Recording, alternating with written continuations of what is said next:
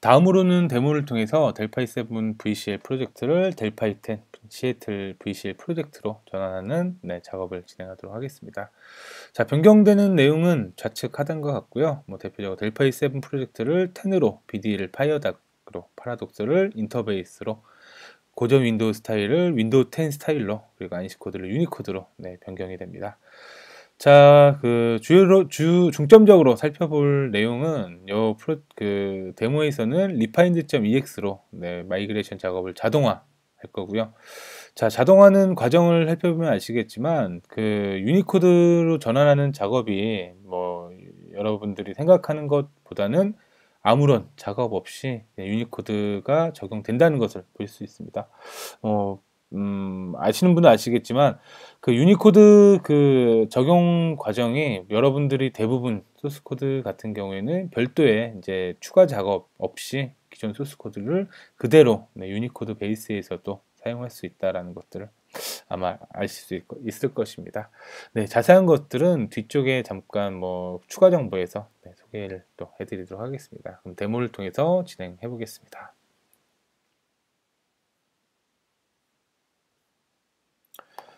자, 미리 델파이 7용 소스 코드를 준비를 해놨고요. 압축을 풀도록 하겠습니다.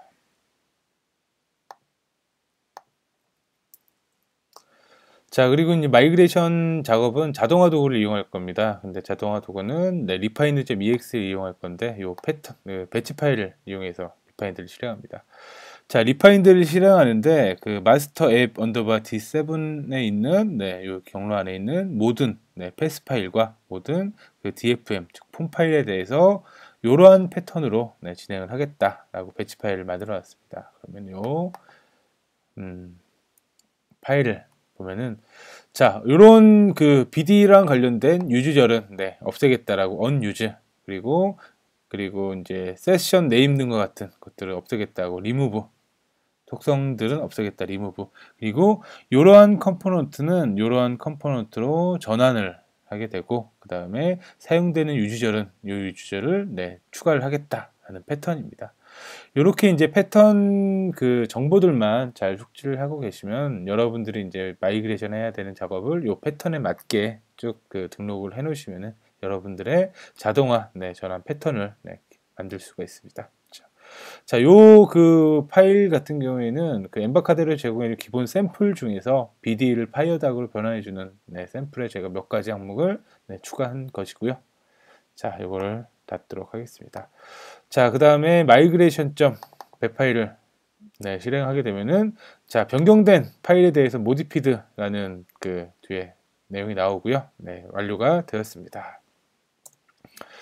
자, 그러면은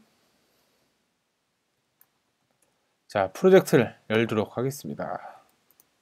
여기에 있는 마스터 앱죠. DFM, DPR 프로젝트를 열면은 자, 우선 프로젝트는 아주 잘 열립니다. 그 다음에 저희가 이제 수정할 내용은 데이터 모듈 안에 있는 내용들이 몇 가지 변경이 되었기 때문에 하는데 우선 DB 연결이 잘 안 되기 때문에 이 항목들은 몇 회, 한 8회 정도 표시가 되기 때문에 무시를 하고요. 자, 먼저 저는 데이터베이스 연결을 다시 설정을 하도록 하겠습니다. 미리 사전에 정의되어 있는 마스터 SQL을 통해서 연결을 하고요. 자, 연결 테스트를 진행해서 연결을 확인하겠습니다. 자, 이렇게 해서 연결을 커넥트로 변경을 하고요. 자, 이 상태에서 이제 저장한 내용을 저장을 하려고 하다 보니까 on update error라는 이벤트가 파라미터가 맞지 않는다고 나옵니다. 그래서 지운다고 말을 하는데 이때 캔슬을 누르게 되고요. 요거는 파츠의 on update error에서 나온 거기 때문에 파츠 컴포넌트의 on update error를 한번 다시 살펴보도록 하겠습니다. 아마 요 파라미터랑 일치하지 않는 것 같아서 우선 지우고 파라미터를 한번 다시 이벤트를 다시 생성해 보도록 하겠습니다.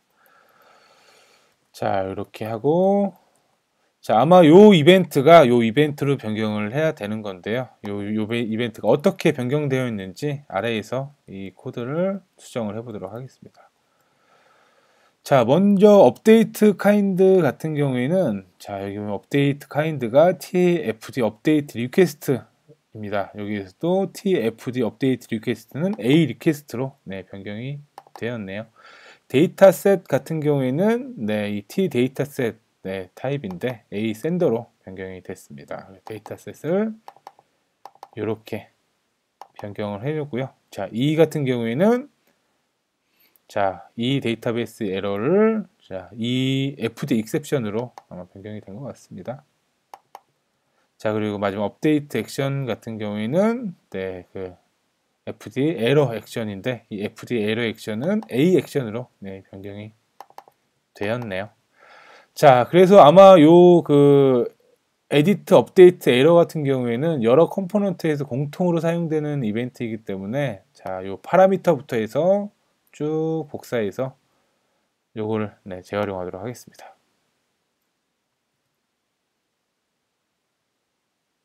네, 그리고 얘는 사용하지 않는 거기 때문에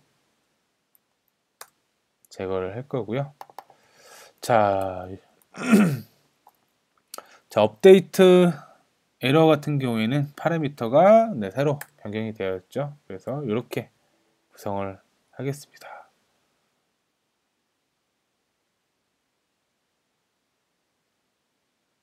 자, 이거는 변경이 되었기 때문에 다시 요거를 복사해서 네, 다시 선택을 하게 되면은 조금 전에 예, 이제 저장하는 단계도 네, 모두 아무 이상 없이 저장이 됐습니다. 자, 요렇게 이제 이벤트 아까 같은 이벤트가 발생을 하게 되면은 뭐 순간적으로 이제 그 당황을 하게 되는데 지금 보시는 것처럼 좀 천천히 몇 번의 이런 작업들을 진행을 해 보시면은 사실 이제 이런 작업들이 뭐 크게 어렵지 않은 작업들입니다. 이런 것들은 몇 번의 경험으로 네, 익숙해지시길 바라고요. 자, 이렇게 해서 한번 실행을 컴파일을 한번 해보도록 하겠습니다. 자, 우선 에러가 발생됐네요. 요걸 보니까 use local data라는 메소드는 사용을 하지 않기 때문에 제거를 하거나 네, 저는 주석 처리를 하도록 하겠습니다. 그리고 다시 컴파일을 하게 되면 또 에러가 나오죠. 자, 요번에는 이제 빨간 줄이 가 있습니다. 빨간 줄이 간 경우에는 요 이제 그 기능이 다른 유닛으로 이동이 되었기 때문에 나오는 에러 같은데 자, 이때는 F1을 통해서 이런 원인을 한번 찾아보도록 하겠습니다. 자, show data format 같은 변수는 네, t format settings에 네, 에 있는 걸 사용을 하네요. 그래서 이런 경우에는 format settings를 앞쪽에 붙여주면 됩니다. 그래서 format settings 앞쪽에 붙이도록 하겠습니다. 자, 요런 작업들이 어떻게 보면은 그 마이그레이션 작업 지침서에 네, 기록을 해야 될 것입니다. 요런 것들을 처음에 보면은 뭐 그 잘 모르는 델파이 신입 개발자들은 어떻게 처리해야 할지 난감한데 요런 것들은 F1 키를 활용을 한다든지 아니면 요런 short data 포맷 같은 경우에는 포맷 세팅 점 short data 포맷으로 변경을 해라 라는 형태의 지침서를 작성을 하게 되면은 모든 개발자들이 그 지침서를 참고해서 요런 코드들을 네, 잘 작성할 수 있겠습니다. 자, 컴파일하기는 우선 컴파일 오류까지는 모두 완료가 됐고요. 자, 그러면은 실행을 디버그 모드 실행을 해보도록 하겠습니다. 자, 이러한 에러들이 이제 발생을 할 수가 있어요. 자, 이런 에러들도 당황하지 않고 쭉 보시면은 자, 요 아마 그 TINI 파일 네임이 네, 문제가 된 것 같습니다. 그래서 이 TINI 파일 네임을 한번 보면은 요 그 델파이 7 같은 경우에는 특별히 경로를 지정하지 않아도 이렇게 그 실행 파일과 같은 경로에 있는 네, 파일을 참고하는 반면에 10 시애틀에서는 명시적으로 네, 경로를 지정을 해줘야 됩니다. 그래서 extract 파일 패스의 어플리케이션의 exe 네임으로 그 ini 파일 경로를 네, 지정을 명시적으로 해주는 코드를 넣었습니다. 이런 것들도 작업 지침서에 넣으면 모든 개발자들이 활용할 수 있겠습니다. 자, 이 상태에서 실행해 보도록 하겠습니다. 자, 실행해서 우선은 그 정상 실행이 됐고요. 몇 가지 기능을 테스트해 보도록 하겠습니다. new order. 자, new order를 하니까 이러한 메시지가 나오네요. 어떤 뭐 타입이 미스매치 된다라는 내용인데, 자, 이런 내용 같은 경우에 제가 이제 그 테스트를 하고 있는 데이터베이스에만 나오는 거기 때문에 뭐 어떤 내용인지에 대해서는 깊이 뭐 설명은 드리진 않겠고요. 이런 과정은 어떻게 이제 처리를 하는지에 대해서 집중해서 한번 보시면 좋을 것 같습니다. 자, 이런 내용은 제가 미리 이제 작성해 놓은 이 따라하기 문서에 쭉 보시면은 이런 패턴들이 나와 있습니다. 이런 패턴으로 포맷 옵션에 그 매핑 룰을 지정을 해주는 기능을 적용을 하면 되는데, 자, 이런 기능 같은 경우에는 여기에 그 데이터베이스 즉 FD 커넥션에 패치 옵션, 포맷 옵션에 그 맵 룰에 각각 등록을 하면 되는데, 이런 것들을 각각 등록하는 과정에서 실수가 있을 수 있기 때문에 이런 것들은 텍스트 파일에서 바로 지정을 하도록 하겠습니다. 자, 여기에다가 제가 복사한 내용을 입력한 다음에 저장을 하고 다시 뷰 에즈 폼으로 이동을 한 다음에 다시 컴포넌트 속성을 확인하도록 하겠습니다. 자, 매핑 룰이 제가 복사한 내용들이 다 저장이 된 것을 확인할 수 있습니다. 자, 이렇듯이 이제 컴포넌트의 속성을 일일이 수작업으로 지정을 할 수가 있고, 이렇게 이제 그 매핑 룰을 여러 패턴을 그 파일에 저장해 놨다가 일괄적으로 이제 그 소스 코드 단에서 바로 적용을 하게 되면은 조금의 실수를 더 줄일 수 있고, 이런 것들을 전원 지침서에 기록을 하면 아주 좋겠습니다. 자, 이렇게 이제 진행을 했고, 그 다음에 다시 한번 테스트를 해보도록 하겠습니다. 자, 새로운 주문을 한번 등록을 해보고요. 그래서 저장까지 완료가 되었고요. 브라우저로 확인해 보도록 하겠습니다. 네, 아주 잘 동력하는 걸 확인했고요. 자, 이런 단계를 통해 가지고 제가 이제 마이그레이션 하는 과정을 아주 신속하게 한번 같이 봤고요. 여기에서 집중적으로 보셔야 될 부분은, 자, 첫 번째는 자동화 도구로 수작업 요소를 대폭 줄였습니다.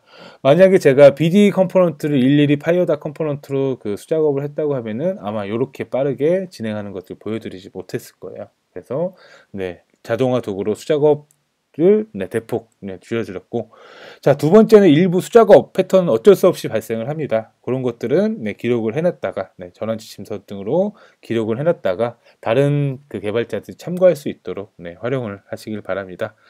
자, 그리고 제가 이제 작업은 완료를 했는데, 자, 유니코드 작업에 대해서는 별다른 작업이 없었죠. 보시다시피 유니코드 작업은 이렇게 기본적으로 DB를 조회하는 기능이라든지 그런 데에서는 대부분 유니코드 작업은 별도로 작업할 필요가 없습니다. 대신에 어떤 그 문자열의 길이를 이용해서 그 작업을 하는 등의 작업에서는 그 유니코드에 대한 점검 과정이 필요하겠습니다.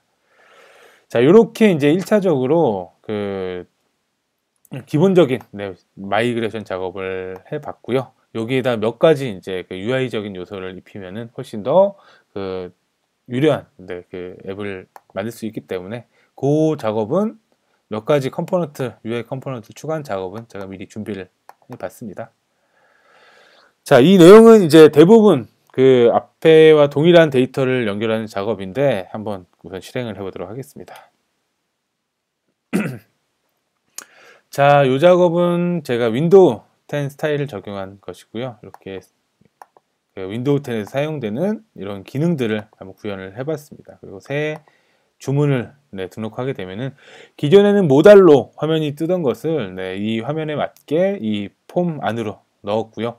기존에는 그 컨트롤의 크기가 고정이 되어 있기 때문에 크기를 늘리게 되면 한쪽에 쏠리는 현상이 발생되는데, 제가 몇 가지 요소를 통해 가지고 그 늘어나는 화면에 적용을 할 수 있도록 구현을 해 봤습니다. 이것도 한번 살펴볼 것이고요. 자, 그리고 스타일을 실시간으로 적용할 수 있도록 스타일 기능을 한번 넣어 봤습니다. 이 기능도 한번 살펴보도록 하겠습니다. 다크도 아주 예쁘죠? 이렇게 전체적으로 적용이 됩니다. 자, 첫 번째 옆에 있는 그 메뉴 같은 경우에는 자, 보시면은 T-Split View라는 컴포넌트를 이용을 했고요. 그리고 위에 있는 것은 카테고리 버튼스라는 컴포넌트를 이용했습니다. 자, 이 기능은 저희가 기본 샘플로 제공을 해주고 있는 자, 경로를 한번 안내를 드릴게요. 자, 오브젝트 파스칼 아래 VCL 아래 스플릿 뷰 이 프로젝트 샘플 프로젝트를 참고해서 구성을 했습니다. 여러분들도 샘플 프로젝트를 참고해서 한번 구성을 해 보시고요. 자, 그 다음에 그 스타일 같은 경우에는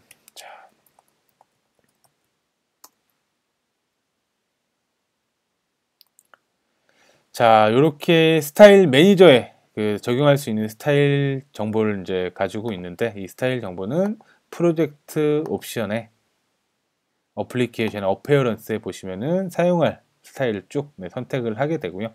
여기에서 이제 디자인 타임에서 적용을 할 수도 있고, 코드 상에서는 T 스타일 매니저를 통해 가지고 사용할 수 있는 스타일 정보를 확인해 가지고 메뉴 아이템에 추가를 했습니다. 자, 그리고 메뉴 아이템을 선택했을 때는 마찬가지로 T 스타일 매니저를 통해서 set 스타일 메소드로 스타일을 적용하는 기능을 확인할 수 있습니다. 자, 그리고 몇 가지 컴포넌트를 보시면은, 폼을 보시면은, 자, 그 폼이 늘어날 때 컨트롤 같이 늘어나게 하기 위해서 몇 가지 이제 주요 속성들이 있는데, 첫 번째가 얼라인 같은 경우에는 그 상단에 정렬할지, 왼쪽에 정렬할지, 오른쪽에 정렬할지를 설정하는 값이고요. 그 다음으로는 엔처 속성이 있습니다. 엔처 속성은 그 컨트롤이 늘어날 때 같이 늘어날 수 있는 기준을 설정하는 겁니다. 이 컴포넌트 같은 경우에는 자, 왼쪽과 탑 그리고 오른쪽이 모두 기준이 되어 있기 때문에 이 컨트롤이 늘어날 때 오른쪽도 이제 같이 늘어나게 됩니다. 마찬가지로 이 그리드라든지 이런 컴포넌트들도 모두 각각에 맞는 엔처 속성을 적용을 함으로써 그 크기가 다양하게 이제 변하는 그런 화면에서 그 고정되어 있는 크기를 다양하게 늘릴 수 있는 그런 속성으로 잘 활용을 할 수 있겠습니다.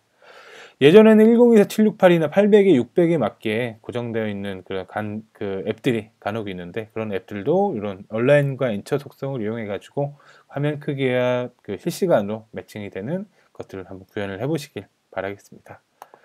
그리고 메인 같은 경우에는 몇 가지 아이콘들만 좀 변경을 해도 아주 유려한 그 윈도우 10을 룩앤필을 제공하는 그런 앱 스타일을 적용을 할 수 있었습니다.